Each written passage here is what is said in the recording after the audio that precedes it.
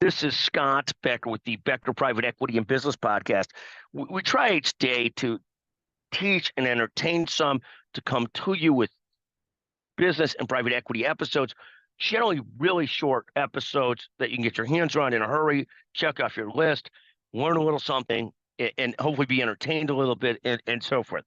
So today's discussion is on family-owned businesses in the next generation and what we're going to see going forward. So here's what's happening with family-owned businesses. Back in the day, you saw a ton of family-owned businesses that went on for multiple generations, a first generation, then a second generation, then a third generation, and they seem to keep on going on. And one of the things that's happened, and this comes up, and is such an important topic today, is that you've got this whole set of family-owned businesses that are owned by people in their 50s, 60s, and 70s that have to decide, are they turning the business over to their children or relatives and continuing to move forward, or are they selling it?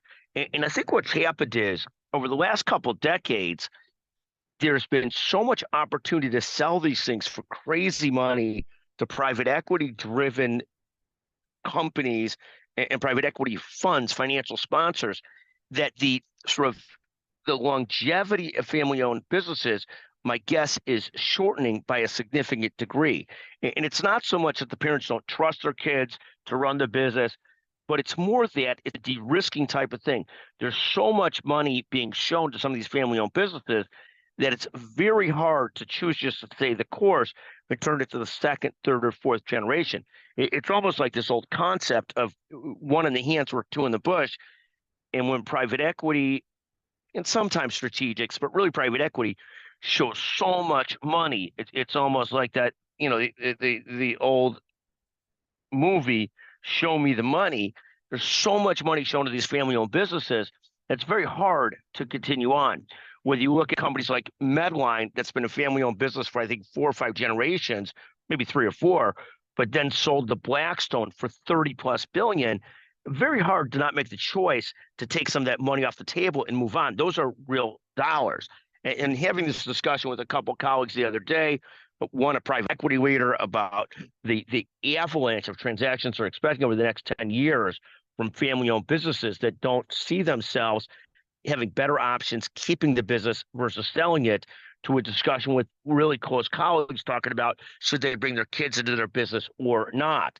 And I think what's really happened here is, one, you've got an avalanche of businesses that's going to come up for sale in the next 5 to 10 years, a lot of wealth transfer, but also, two, just so much uncertainty about the future of business and the speed of business, the velocity of business, that it makes it much more attractive to take dollars off the table and go ahead with the next deal and do the deal than it does to turn it over to your children. And that is what it is. And it's a very challenging situation, because many of us would like to turn our businesses over to our children, but there's so much money and potential options that it's hard to make that a smart, rational choice, even though it might be the emotional choice that you want to have a family-owned business forever.